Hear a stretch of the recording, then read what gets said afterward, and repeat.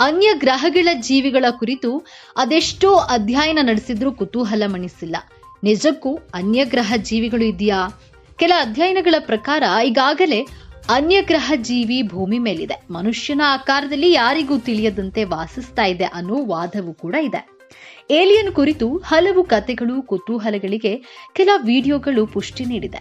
ಇದೀಗ ವಿಮಾನ ಪ್ರಯಾಣಿಕನೊಬ್ಬನ ಮೋಡಗಳ ದೃಶ್ಯ ಸೆರೆ ಹಿಡಿಯುವಾಗ ಅಚ್ಚರಿ ನಡೆದಿದೆ. ಮೋಡಗಳ ನಡುವೆ ಮನುಷ್ಯರ ರೀತಿಯಲ್ಲಿ ಹಲವು ಜೀವಿಗಳಿರುವುದು ಪತ್ತೆಯಾಗಿದೆ.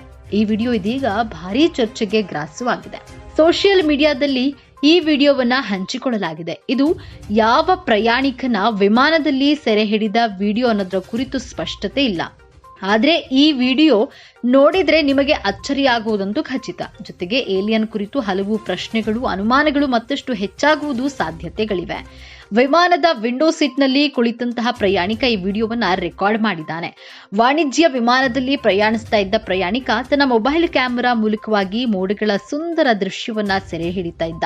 ಈ ವೇಳೆ ಪ್ರಯಾಣಿಕನಿಗೆ ದೂರದಲ್ಲಿ ಕೆಲ ಜೀವಿಗಳು, ಅದು ಕೂಡ ಮನುಷ್ಯರಂತೆ ಹೋಲುವ ಜೀವಿಗಳು ಮೋಡದ ಮೇಲೆ ಇರುವುದು ಗಮನಿಸಿದ್ದಾನೆ. ಮೊಬೈಲ್ ಕ್ಯಾಮೆರಾದಲ್ಲಿ ಕೊಂಚ ಝೂಮ್ ಮಾಡಿ ಈ ಜೀವಿಗಳ ದೃಶ್ಯಗಳನ್ನ ವಿಮಾನದಿಂದ ಸೆರೆ ಹಿಡಿದಿದ್ದಾನೆ. ಮೋಡದ ಮೇಲೆ ಇಬ್ಬರು ಮನುಷ್ಯ ಜೀವಿಗಳು ನಿಂತಿರುವಂತೆ ಭಾಸವಾಗಿದೆ. ಮೊಬೈಲ್ ಬೇರೆಡೆ ತಿರುಗಿಸಿದಾಗ ಇದೇ ರೀತಿ ಹಲವೆಡೆ ಪತ್ತೆಯಾಗಿದೆ.